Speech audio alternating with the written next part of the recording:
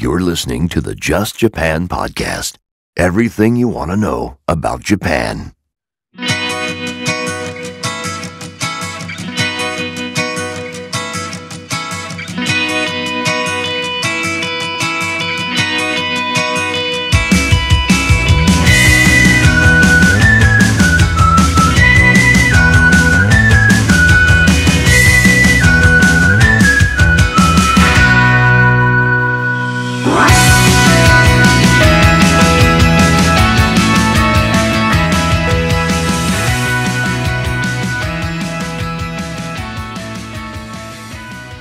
Hey there, folks, and welcome to episode number 168 of the Just Japan podcast, everything you want to know about Japan. My name's Kevin O'Shea. I am a Canadian who lives and works actually in Beijing, China. I've spent almost 10 years living in Kobe, Japan. Just got here to China not more than a few months ago, and I'm still podcasting about Japan. Of course, because hey, Japan rocks, Japan is awesome. It's episode 168, 3 weeks in a row, back at you. Got a great interview for you today. We're going to be talking with Dan in Japan. That's right, Dan, Japan Dan, the man behind the really awesome YouTube channel that we're going to talk about tonight. He's from the UK. He's been living in Japan for about a year and a half. I apologize for my voice cracking right there. What are you going to do? I am a teacher. I use my voice every day. It's the tool of my trade. And so I'm out doing a walk and talk like I have for the last few episodes. We're out here doing the thing, living in Beijing, working in Beijing, international school teacher, moved here with my family in August. And we're still waiting on the equipment to arrive, the recording gear. So I figured, again, for the third episode in a row, probably going to be a few more ahead of this. I'm out for a walk, recording this portion of the Just Japan podcast using my Epiosde lavalier microphone with my fur windscreen. Oh, that was a big truck. A dead cat, and recording in my iPhone. So yeah, that's what I'm doing. Excuse me. So things have been going well with me. As far as updates go, working a lot. Just finished up coming off of a 1 week vacation. It was called Golden Week here in China. That's in October. Of course, there is also a Golden Week holiday in Japan, which happens near the end of April every year. So, we're doing good here. One of the things that's really interesting now that we live in a third country. So I'm from Canada. My wife is from Japan. My kids were born in Japan, raised in Japan up until this point, and now they go to an English international school. So, one of the things, and this would be a great topic for another episode where I've talked about raising bilingual children. When we were in Japan, English was obviously the second language of my children. They both went to Japanese school. Both kids went to Japanese kindergarten. My son graduated from Japanese kindergarten and started going to Japanese elementary school, Ichinensei. He was about 3 or 4 months into Ichinensei, which is first grade, when we moved here to China. And now they are in an English school where they also study Chinese. But it is an English international school. So what we've seen is like a tip.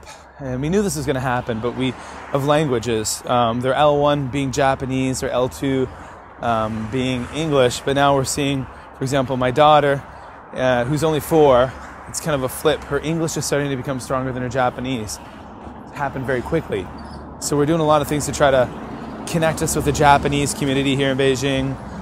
They've been to a big mat city at the Japanese International School here. We've been trying to get them to meet some Japanese kids. Now my son has a Japanese boy in his class who doesn't speak English. So the teacher often uses my son to help, with communication. So my son does have contact with, another Japanese kid during the day, but my daughter doesn't. There are no Japanese speakers in her class, so she doesn't have that luxury, I suppose. So we did find a native language course, they call it a mother tongue course, at another very big international school here in Beijing. And this Saturday coming up, So we've signed my son up for a spot, and it's basically a class that's set up for Japanese children who are living outside of Japan, who are in a situation like my son's. Maybe they're going to an English international school, or they don't have an opportunity to go to a Japanese school, to work on their reading and writing specifically, and to play cultural games and learn about the culture, sing songs and stuff. So my wife is going to take both of my kids up there on Saturday to this other international school. And so that's great. I hope they enjoy it. I hope it's all good. I try to play Japanese TV for the kids, stuff like Doraemon and different Japanese cartoons, so they can hear it. When I was in Japan, I was always really pushing them to watch English television because I wanted them to hear English. Now that we're here, it's the opposite. I'm trying to get them to watch a lot of Japanese television to maintain their level of Japanese.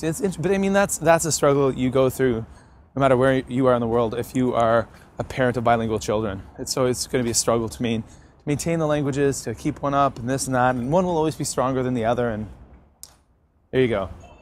It's an interesting thing. So of course, guys, for you out there, if this is the first time you've listened to the Just Japan podcast, you can find all the show notes over at justjapanstuff.com. You can follow me on social media. I'm on Twitter, very active on Twitter, at JlandKev, the main kind of Japan stream. And then there's my teaching professional, if you want to know what I do as a teacher, at Mad for Maple. There will be links to those in the show notes at Just Japan Stuff.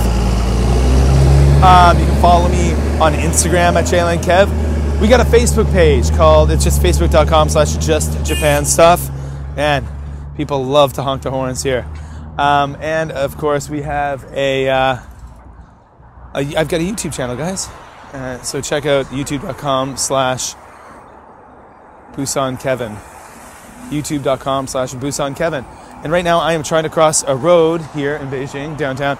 And if you've ever had the pleasure of coming to China, crossing a road in a big city in China is definitely an adventure and a half. Definitely taking your own life into your hands. You gotta, it's an adventure. I'll just say that. People do not stop for pedestrians. No, they don't. Apparently things have gotten a lot better than in the past, but believe me, people don't stop for pedestrians. Yeah.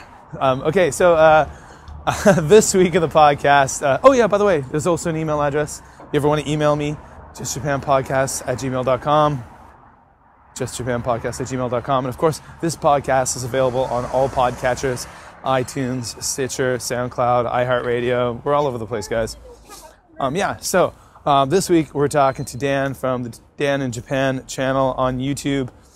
There will be links in the show notes at justjapanstuff.com to his channel. Go check them out.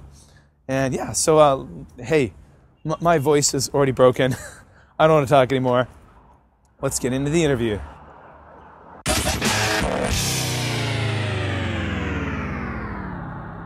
Okay, folks, welcome to episode number 168 of the Just Japan podcast. And this evening we have a first-time guest. I'm very happy to have Dan from the Dan in Japan YouTube channel. Dan, thanks for coming on the podcast.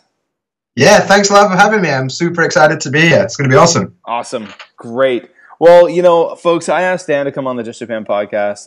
He is someone who popped up on my radar more than a year ago, I would say. I came across your videos because you're living in the same area as me in Kobe, Japan. Yeah. Now, you don't live in Kobe, right? Or do you live in Kobe? Or do you? I live in Akashi, which is like the next city over. But I spend most of my time in Kobe, so I love that place. I have a connection because I worked in Akashi my first 5 years in Japan. Yeah. Nice. So, small world, right? Yeah, I always lived in Kobe, the same place on Port Island, but I worked in Akashi for 5 years. And actually, it's something maybe get into later, I saw one of your recent update videos. You were walking right through the neighborhood I used to work in every day. So, yeah. So I was like, oh my gosh, I know that place. I know that 7-Eleven. I know this and that. Okay, so... You start to feel super nostalgic, right? Yeah. Well, I feel nostalgic for Akashi Park, but I love that place. That's wonderful. Yeah, me too. Really, really good. That's good really for Pokemon too, by the way. Yes, I've heard that, yeah. Unfortunately, I don't get to play Pokemon Go anymore. Yeah, okay, that's kind of bad. But being in China, I can open it up, but there's nothing to see. Yeah. It's like, oh, you can open it, but good luck. I can open it and goof around with the stuff I already have in there, but yeah. Okay, so Dan, can you tell for the Just Japan podcast listeners out there, and for myself, because I mean this is the first time we've actually had an opportunity to chat. Can you tell us a little bit about yourself, where you're from, and what you do in Japan? Yeah, sure. So, hello everyone. My name is Dan. I'm 33 years old as of this week, Oh, and happy I birthday! live in I live in Akashi right now. But I'm originally from England, Sheffield. It's a northern city, not famous for very much making steel. And I currently teach English at an Eikawa. So I'm doing the teaching thing, and in my spare time, I do the YouTube thing. So I make videos about stuff, basically. All right, great. You make videos about Japan stuff. Oh yeah. Yeah, so for you folks out there listening, you know, you're obviously, if you're listening to the Just Japan podcast, you're doing so because you're interested in Japan. So here is another visual fix of Japan stuff for you. You go to Dan's YouTube channel, which is, again, what is it called? Jadan. So like I have a Japan, I have a Dan. Jadan. Like There we the go. Pico title thing. Exactly, Jadan. So go search for that and you will find it. And I will put links later on in all the show notes and stuff for this episode, of course. Okay, so how long have you been in Japan? I've been in Japan about 18 months, give or take. So yeah, about a year and a half. Okay, a year and a half. So you've been in Japan for a year and a half. And what made you decide to move to Japan? Were you one of these people who were, always really into Japanese culture, pop culture, or was it kind of a little more accidental? There's like yes and no. There's like I was always kind of into whatever my little brother was into, and he was like into the manga and anime thing. So I kind of was on the fringe of that. I read a few books and stuff. I was also into video games when I was younger. I played a lot of Street Fighter. I still play a lot of Street Fighter these days, so I was always into that. And I liked J-punk a lot, like Japanese punk rock. So I always had an idea that I kind of liked certain aspects of the culture.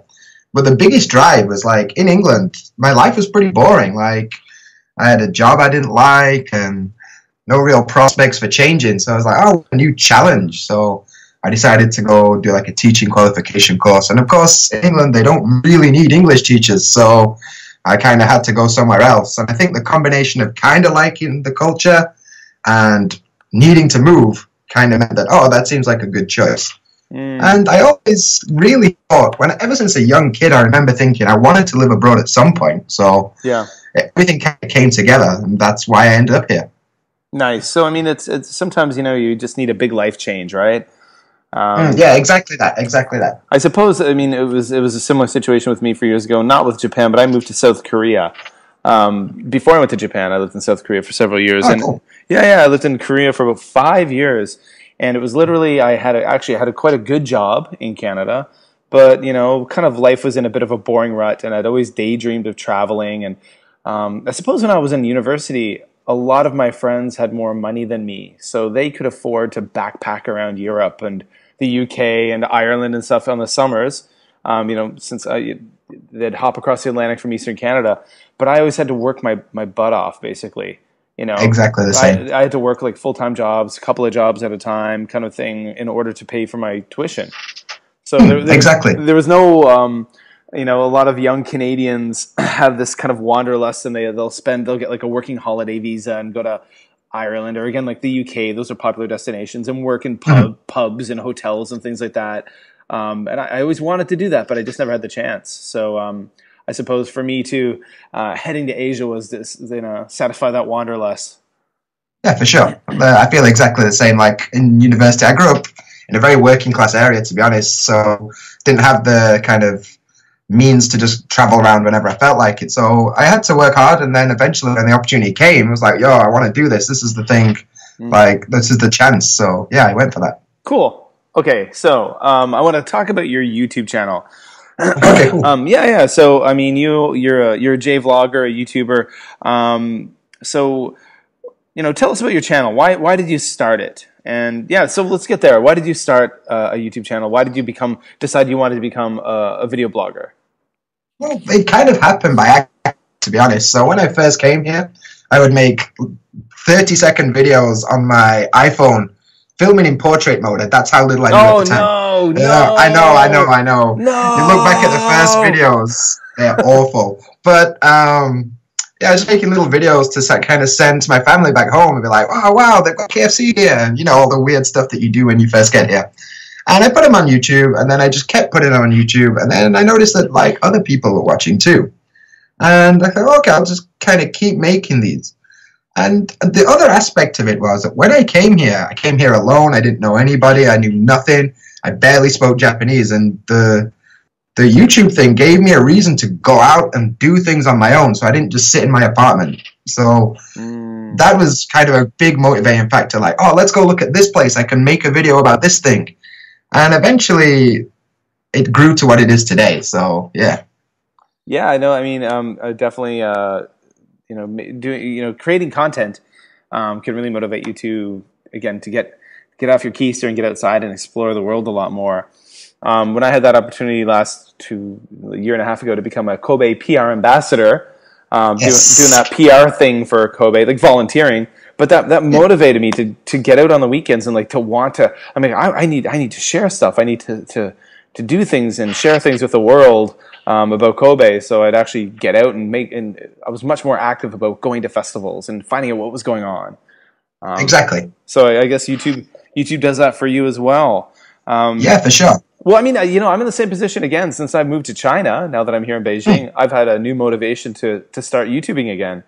And I was actually, when I finished this interview tonight with you, when I go back home, I plan to edit a video about a trip I made to Tiananmen Square 2 weeks ago. Oh, I saw some stuff on the Twitters, right? I saw some pictures and stuff. So yeah, I'm looking forward to that. That should be great. I was in that area again today with my family this time, and then I filmed a bunch of stuff in some hutongs, like the old traditional housing areas. It's kind of like a labyrinth of old houses. So I'm kind of getting backed up. So luckily, I'm on a holiday right now here in China. It's a week-long holiday. Ironically enough, it's called Golden Week. Oh, cool. Yeah. So I'm going to be getting some content up there. But yeah, I know what you mean. Like it's even now, like I'm just like, I live in kind of a pretty boring neighborhood, so there's nothing really interesting to see where I'm at. So I need to get out of here to film stuff that people want to see. You know. And the other side of that coin is like you said. Oh, it's a pretty boring area where you live. It's not that interesting. What I learned is it's not interesting to me. Doesn't necessarily mean it's not interesting to other people. Well, yeah, which is kind of a weird thing that I learned. Yeah, that is true, and this is me maybe forgetting some of my YouTube roots when I make a comment like that, and I'm like, oh yeah, you're so right, because I mean, I suppose. I've been posting some kind of I call them air quotes classic videos on my Facebook page. Videos I made in the past, and some of the videos that people just love the absolute most, where I would just walk around like residential back streets in Japan. 100%. Nothing flashy, not like Roppongi, not like Shinjuku, but literally like, this is where people live. And like check out the way they hang their laundry outside, and look at all those plants outside of their house, and look at this shuttered tobacco shop that's not a shop anymore. And exactly that. And people love it. It's crazy. Yeah, for sure. Like my most popular video is literally me walking around 7-Eleven with my smartphone, which drives me crazy because that's the video I put the least amount of effort into. But that's what people wanted to see. It's like it's the daily stuff, like this, because everybody, I guess, makes videos about like Roppongi or something, right? Yeah. But it's the kind of everyday, like this is what it's really like on the ground that people really seem to be interested in. That's kind of interesting to me as well. Like I'd never guessed that before I did this, so that was really cool. Yeah, I mean, like for people maybe who are like new, for maybe younger people who are like new to Japan and they're partying and they're out there and they want to show the exciting things and the adventurous side of things. And I get you there. I mean, there is definitely a cool factor to that. But I think the people who are true Japan fans and people who want to come here may not have the opportunity or are working on it. They want to see like what is it like, and what is it like for real Japanese people? Where do they live? What do they really do? What do they really buy in a real store? Exactly. Yeah. So I mean, I get that appeal. I definitely get that appeal. Okay, so on your channel now, roughly how many videos would you say you have? I've been doing at least 2 a week since I got here, so I'm about. Probably about 165, 170 videos, somewhere in that range. So yeah, hit and Okay. miss sometimes, but there's a lot of stuff up there. So Yeah, that's the way it is. But I mean, the more content you have, the easier it is for people to find you, and more discoverability. that's it. So what are some of the videos for you that are the most memorable? Some of your favorite videos that maybe ones that number. Okay, let's divide it into two categories. What are some of the videos that you've worked the hardest on, or the proudest of, and what are some videos that maybe you've already mentioned one that kind of surprised you with success? Yeah, okay, cool. So, a couple of my favorite videos are generally the ones where I go to a new place with some people.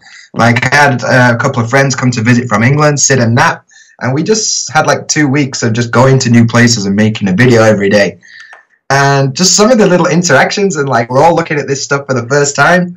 That's really fun to do. Mm. The video I'm probably proudest of is when I first got here. I look back and it's kind of cringy now, but it's kind of a good concept. Is I made like a parody MTV Cribs of my one bedroom, tiny little Japanese apartment, and it's so sarcastic, and the video production is like terrible, but it's kind of on purpose, and I just thought that was really funny. It didn't really get as much traction as I was kind of hoping back in the day when I didn't really know how things work, but I still watch that video sometimes, and I'm like, oh, that's kind of funny.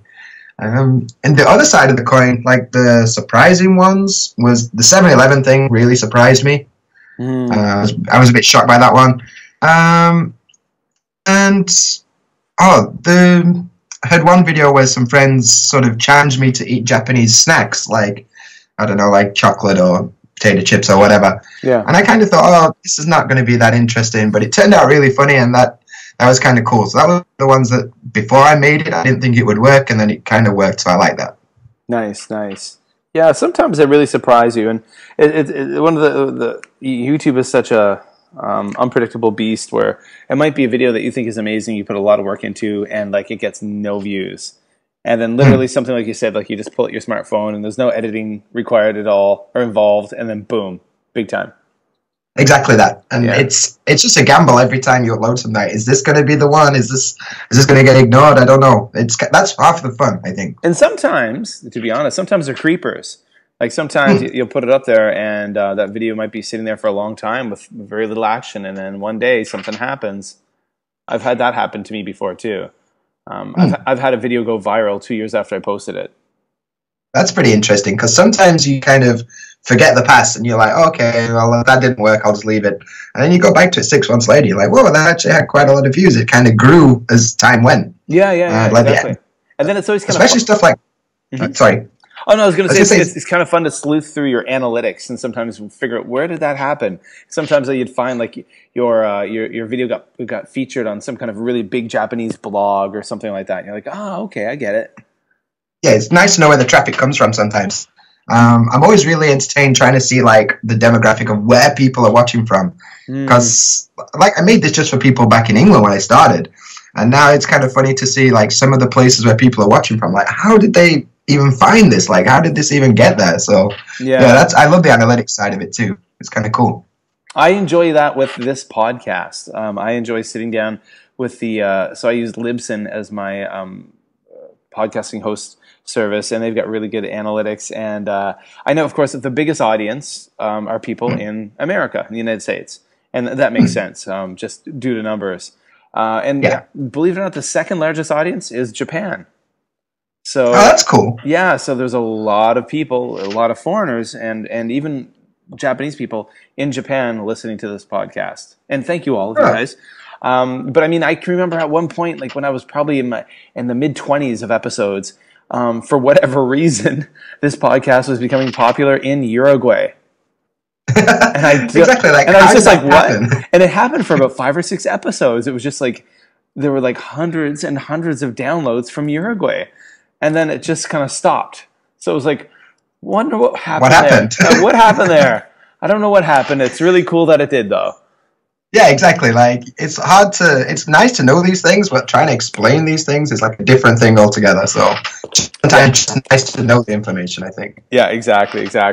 Okay, so I'm curious, just with regards to a few videos, you recently had a chance to go up into the Akashi Kaikyo Bridge, didn't you? Yes, that was amazing. That was actually one of my like all-time favorite things in Japan so far. I will never, ever, ever, ever have any desire to do that. I am scared to death of heights. I see. And you know, just like no way. And I remember when I became a Kobe Peer ambassador, they were like, "Hey, maybe have a chance to go up into the Akashi Kaikyo Bridge." I'm like, "Nope, not me. Find someone else, guys." Yeah, but tell us about that experience. Oh, that was really cool. I love that bridge ever since I got here. And I remember the first day I was coming from like Kicks to Akashi, and I remember seeing it off the train and just thinking like, wow, that's awesome. And random side note is the bridge was based on a bridge that's about an hour from my hometown. Oh, really? So that came up in the little, before you go on the bridge, you go around the museum, and there was the bridge from like near my hometown. I was like, oh, that's kind of full circle how that works. That was kind of cool. But the bridge itself, like, there was a new coworker that came to live in Akashi, and she wanted to go. I was like, okay, I've been waiting for an excuse to go. Let's go. So we went for the day. We did the little tour, walked across the bridge, and then I think it's about 300 meters up in the air to the little viewing platform. And it was like awesome. That view of all like Kobe, and the other side you've got like Awajishima. It was just amazing. Like, I've never been good with heights, but since I came to Japan, I was like, yo, you're going to have to get used to some heights. And I really challenged for that one, and I really enjoyed that one. So, yeah, just remember being stood up there and just seeing everything and being like, wow, look at that.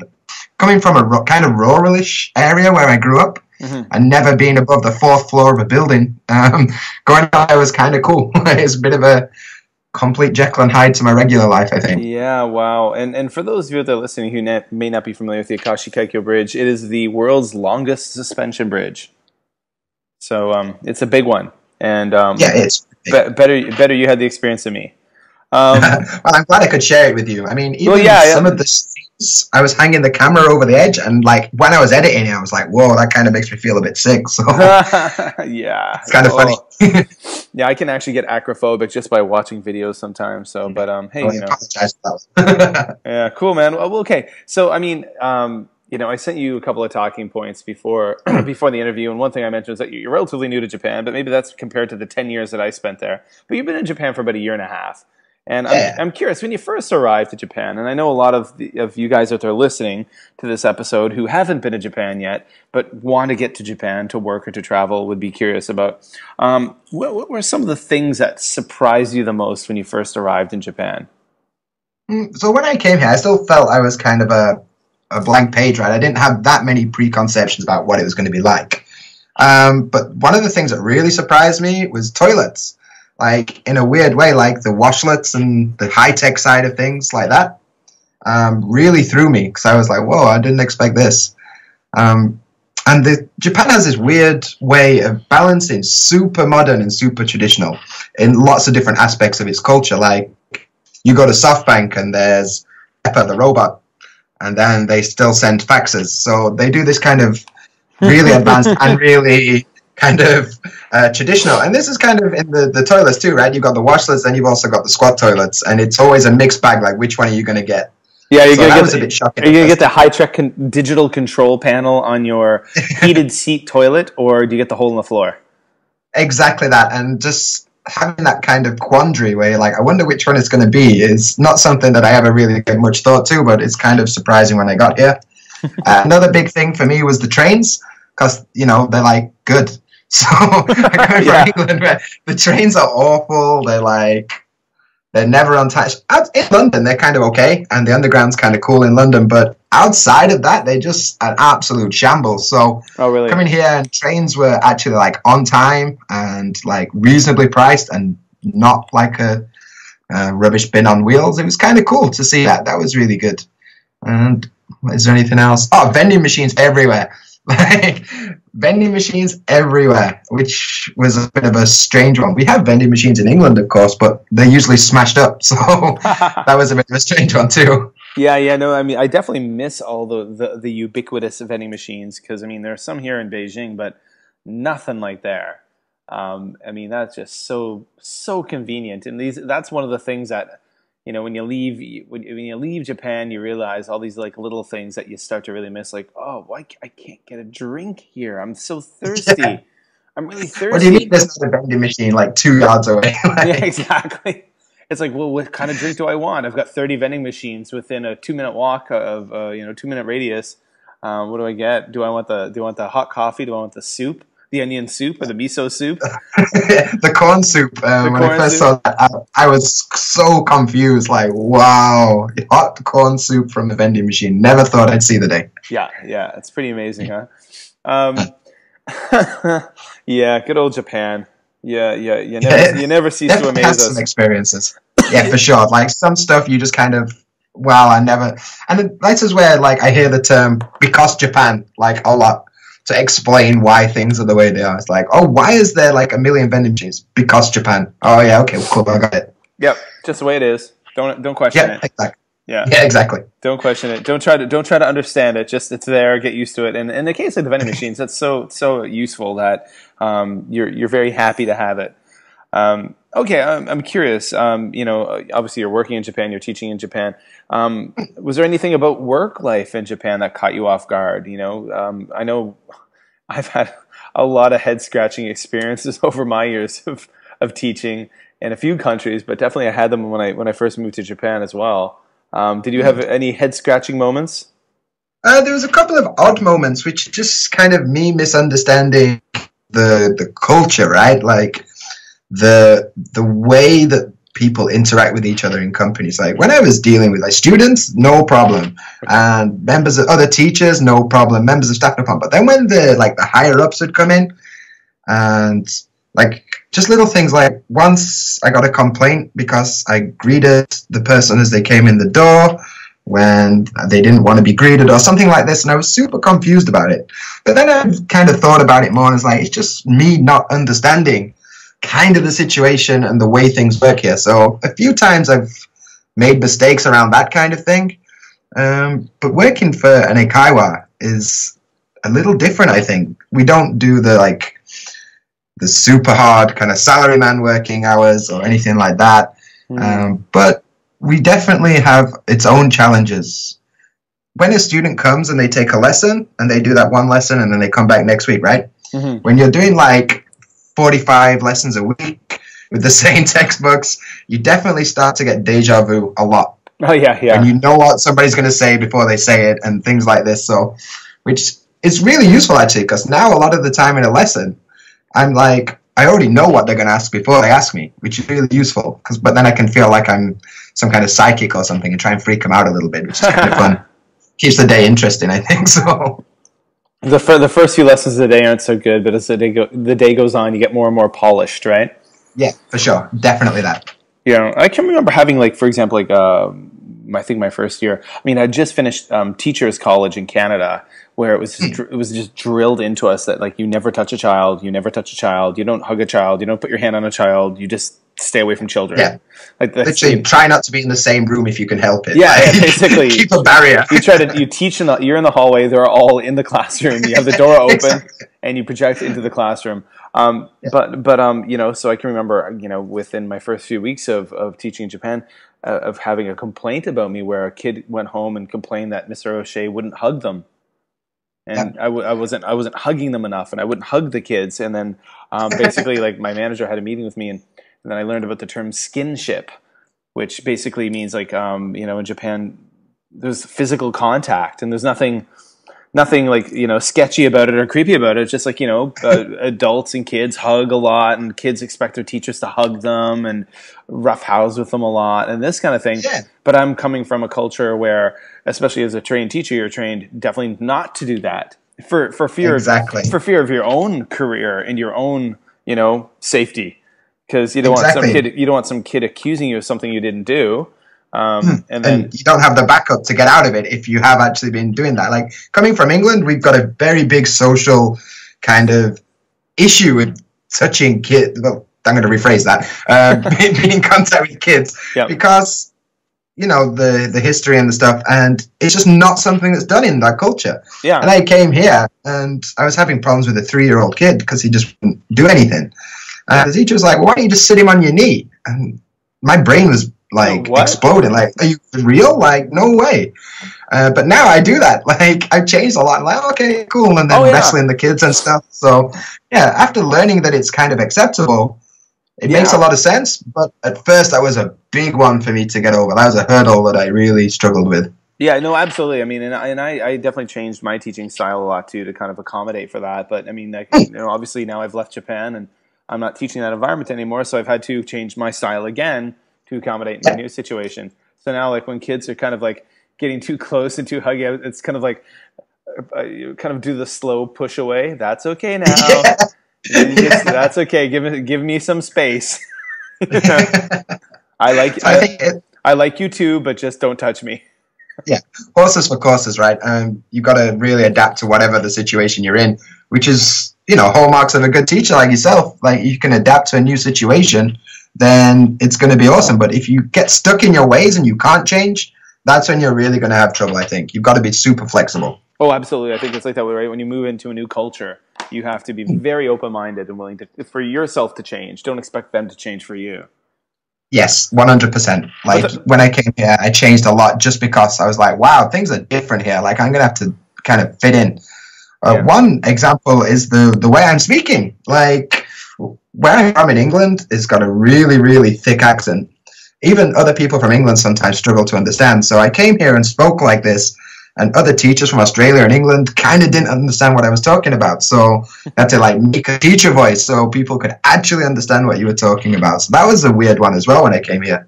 Having to change the way I speak. That was interesting. Yeah, I know, absolutely. It's something you have to do as a teacher. It's something you have to do as a, even like a YouTuber or a podcaster. If you want, I've had people before, Japanese people, who told me that they listened to this podcast in order to like help study English and learn English and improve their listening skills. So that's great. I don't want to be too fast. I want to have a decent tone and pace, I guess, that kind of thing. Okay, so with regards to living in Japan, you live in the Kansai region. 2 weeks ago, I had Tom on from the Being Kansai Twitter feed, which is a great source of info. Yes, you're living in Akashi, and you spend a lot of time in Kobe. How do you really like living in the area? Do you wish you were in the bright lights and big city of Tokyo or anything like that, or are you content with where you're at?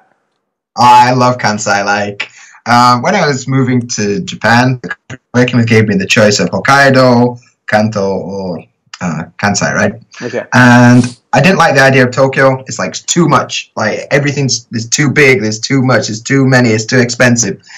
So, and Hokkaido, like, I thought about it, but it's a bit far out of the way from the experience I thought I wanted. So I just kind of chose Kansai as like, oh, I guess Kansai is going to work. That'll do. And I'd heard of Osaka before I came here. So I was like, yeah, cool. I want to see Osaka. That seems cool. And now I came here, like in 18 months, I definitely feel like I've become Kansai-jin, right? Like, when I go to other cities, like if I go to Tokyo or something, and I'm on the Shinkansen back, I get that little feeling when you start to get close to Kansai, like, yes, I'm going home. This is where I live. This is the place. So, yeah, I really, really love Kansai a lot. Like Kobe, Samba specifically, is probably my favorite place in the world, probably. Like, I love that place so much. It's really, really awesome. Cool. I totally get you, man. Like we're my family and I for their winter holiday. I keep saying to people, yeah, we're going home for the winter holiday, and actually we're going to Kobe. So we're going to spend a week and a half in Kobe. So it's like, yeah, I'm going to go head home. But it definitely feels like that, So I'm really excited to spend some time in Kobe this December and January. Yeah, of course, man. This is going to be great. It's going to be awesome. And for those of you out there who are listening, who may be in the area, I'm probably going to do a second annual meetup, Just Japan Podcast meetup in Kobe. So stay tuned for more information about that. I'll try to get down to that, of course. Yeah, I should be around that time. So yeah, nice. Cool. Yeah, we had last year we met up at the Harvard Tavern, the former Hobgoblin. Oh, Harvard Tavern. Yes. Yep. Simon, right? The guy that runs it. He's cool. Yeah, it was a good time. Okay, so you're a YouTuber. You're making the videos on the YouTubes. That's correct. For those out there who are, sitting in their house in America, in Australia, in the UK, or they're out for a walk in New Zealand or wherever it may be where they're listening to this episode. Oh, Uruguay. or apparently in Uruguay doing whatever it is they do. And I appreciate the patronage, folks, of Uruguay. What's some advice you give to anyone out there who is thinking of setting up a YouTube channel? People who are just like, oh, you know what, maybe I just arrived in Japan, or I'm going to be heading there. I'm going to be a new jet, or this or that. I'm going to start a YouTube channel to share my experiences. What's some beginner advice you'd give to them? Okay, cool. Like the biggest things that I learned from literally, like I said, shooting portrait mode and just uploading direct to YouTube to where I am now is like planning. Planning is the biggest part of it. Like making a video is not just as simple as pointing a camera at something. You've got to have like a narrative almost. There's got to be like a beginning, a middle, and an end. And it's got to have some sort of purpose. So kind of planning a video a little before you shoot it is really useful. And the stuff that comes after it is just as important that people don't think about. Like the tagging, putting subtitles on stuff, thumbnails, social media, the cards, like answering comments and stuff like that is just as important as having a cool video. If you have a cool video with no tags and no thumbnail or something, it's going to do nothing. So you've got to think about that stuff too. If you are making a channel, my advice to you is get ahead. Like film maybe 8 to 10 videos and upload them, but don't publish them straight away. And then you can kind of schedule them while you work on the next batch. And that way you can be consistent. YouTube really kind of favors channels that are consistent, like 2 or 3 a week. And it's hard to do that when you're juggling your regular life and stuff. So yeah, kind of get in front before you start, and then you can fill the backlog and keep up about 10 in advance a lot of the time. That really helps. And the most important thing with a new channel, I think, is interact with everyone that goes near your channel. If somebody leaves you a comment, reply. If somebody follows you on Twitter, give them a thanks. Like, building the community is much more important than making a viral video or something like that, I think. So that's what I think about the whole situation anyway. Oh, absolutely. I'll definitely concur with that. Like, building your community is very key. For example, like all the awesome folks out there, you guys listening right now, it's you want to keep in contact with them on Twitter, on Instagram, on Facebook. Make a Facebook page for your channel. Post stuff, not just your channel, not just a link to each video you make, but post other things. Contact. I've been a bit. How shall I say? I need to get a bit better with interacting with people on Facebook. I used to be really good at it when I was in Japan, but since I've made the move to China, I'm posting. Not so easy. I'm posting news links. It's actually pretty easy when you're running VPNs. It's all about the VPN. Oh, okay. It's all about VPNs. So I mean, I've got full access. I had quite a few challenges actually with my podcast hosting service and my WordPress pages. So JustJapanStuff.com. Really? Yeah, JustJapanStuff.com is a WordPress page. BoostOnKevin.com is a WordPress page, and I couldn't get them to work, even with a VPN. So what I had to do was actually run a double VPN. And for whatever reason, when I run 2 VPNs at the same time, I can use both pages and upload my podcast. It's something that you probably didn't expect. Well, it's kind of a well-known thing, but you probably didn't expect it to be so difficult. So, people like yourself who've got a bit of technical knowledge, you think, I can find a way around this. It'll not be too hard. And sometimes you come into those like roadblocks. You're like, I didn't foresee this one coming. I don't know what to do. Like, I definitely have that sometimes. No. I definitely was prepared. I came to China with I came with a couple of computers. My wife and I are iPhones, and I had like 3 paid nice VPNs on each one, and I'm the kind of person like, in case this one doesn't work, I have this one. And it's true. Yeah. That'll happen. You'll literally be out and you'll turn on one VPN and you can't seem to access things, so you turn it off. You turn off the other VPN and boom, you can get onto things. I gotta admit though, I do enjoy the challenges sometimes, like troubleshooting. But it's fun, right? It can be bloody frustrating at times, though, when you're just like, oh my gosh, like to just post like, this. Why won't you work? Yeah. So I guess that's one of the frustrations of being where I'm at. But obviously, for those of you guys out there listening, the podcast is back out again. I've been posting on YouTube fairly regularly. So there's ways around things, right? There's always a way. There's always a way. There's always a way. Okay, I'm curious. Before you came to Japan, were you watching any Japan vloggers? Were there any people you were following to learn about things in Japan? So in between the time of like actually deciding to come to Japan and getting here, I had to wait maybe 6 months for like visas and stuff to be processed. It took a while. So I thought in this time, I'd try and study a bit of Japanese. And I basically studied online using YouTube. So I'd study videos and stuff and try and learn that way, which was kind of cool, actually. So I did a bit of that. There's an English dude who's very kind of popular J-vlogger abroad in Japan, Chris Broad. Oh, yeah. Yeah, I watched a lot of his videos before I came to Japan. He was the one that came up when I searched like English dude in Japan or whatever. And Victor, the Give Me a Break man. I watched kind of some of his stuff too. He's got definitely a different style. Mm-hmm. So they were guys I watched before I came here. And then since I got here, of course, being in the J-vlogger community or whatever you want to call it, I've found so many cool channels. Like I found yourself, like Higgins, who's on your podcast a lot. Yeah. Guy Gillionaire, who makes some awesome kind of culture, especially like video game culture videos. Critical Eats Japan. He's got an awesome channel just trying cool food. Mm-hmm. He was one of the guys that got me going. Like when I first started, he gave me a shout out on one of his videos, and that's what kind of drove a lot of the traffic to get me going in a way. Oh, nice. So I owe a lot to that guy.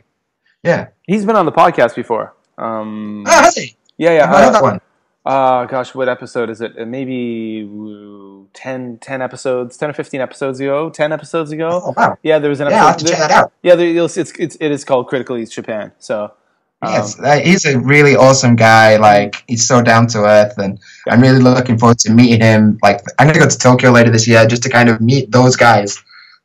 Specifically going just to go and meet those guys and see like what's going on. So, well, absolutely, man. Like I definitely, in my early years in Japan and YouTube, I mean, I used to host meetups and go to meetups and made some of my best friends, my best friends in Japan, just best friends, period, through YouTube. So I definitely will always, say, go to those meetups, go meet people, hook up, do your own meetup, Yeah, for sure. Like, meeting people is half of the fun. Like, I've met a couple of really awesome people while they were living in Japan. Like, close to mine, Alexei himself, he now lives back in Finland. But while he was here, he was studying on Port Island, and we used to hook up and make videos a lot. And I'm still close to them now. We still talk a lot. And yeah. So, like, meeting people through doing the YouTube thing is kind of weird, but it's also awesome. So, yeah, it's really, really cool way to meet people. Yeah, absolutely. Cool, man. Well, you know what? I don't want to keep you up much later. You're an hour ahead of me. That's cool. You're an hour ahead of me time zone wise, and I got to do some video editing and whatnot. No worries. So if people out there want to find your YouTube channel, they want to find you on social media, where can they do that? Okay, so it's www.jadan.co.uk. That'll take you straight to the YouTube. On YouTube, they've got all the social media accounts, but on Twitter, which is the one I use the most, it's Jadan_Dan. I'd love to hear from you. That'd be awesome. And yeah, please check it out. Cool. Now, guys, you folks out there listening to the podcast, this episode, all of the links that have been mentioned will all be in the show notes for episode 168 at justjapanstuff.com. So go there, check it out. And Dan, I want to thank you for joining us on the podcast tonight. It's been really awesome. Yeah, thank you very much for having me. I really appreciate it. I've been following your stuff for a while, so it's been really awesome to be part of it. Thanks a lot. Please hang up and try again. All right. Well, I want to thank Dan for taking the time to come on the Just Japan podcast and talk about his life in Japan, his life in the Kansai area, his adventures in Akashi and Kobe, and his YouTube channel. So, of course, you can go check him out on YouTube. I'll put the link in the show notes at justjapanstuff.com. Go check him out on Twitter at Dan, I think. Again, that link will also be in the show notes at justjapanstuff.com under episode 168. Well, that's awesome, guys.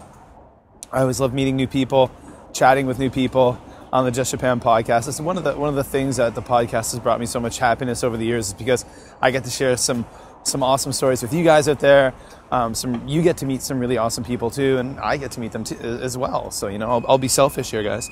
So of course, hey, you guys can help the Just Japan podcast get bigger by spreading the word. Okay, if you like this podcast, please share it on your Twitter feed, share it on your Facebook feed, share it all over the place on your social media.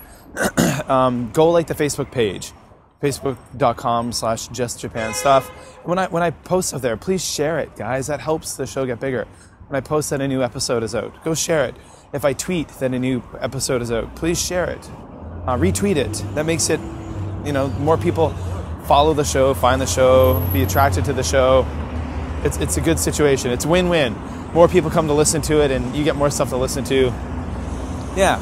Of course, like I mentioned, you can find the Just Japan podcast on all the major podcatchers. I'm even posting episodes on YouTube now, so you can listen to it on YouTube. If you, there's no video. Essentially, it's just a static image of the Just Japan podcast logo, but you walk around the house and listen to it. While you do your housework, while you wash the dishes, do your chores, while you study, do some work, whatever it may be. So there goes another episode of the Just Japan podcast. Everything you want to know about Japan, episode 168. My pleasure, as always, to bring it to you. You guys are very awesome. Thank you so much for supporting the show. Of course, you can always go over to iTunes if you're new to the show and give us a rating. That helps the show. Spread the love, spread the word. The Just Japan podcast. All right, guys, my name's Kevin O'Shea. You can find me on Twitter at JlandKev, at MadForMaple. You can find me on Facebook at Just Japan Stuff, on Instagram at JlandKev. And if you want to email me any questions about Japan, about Korea, because I lived there for 5 years as well, or China, I'll probably have trouble answering those because I'm brand new here. Shoot me an email at justjapanpodcast@gmail.com. All right, guys, that does it for this week. So wherever you are in the world, hope you're happy, hope you're healthy, and I'll be talking to you real soon.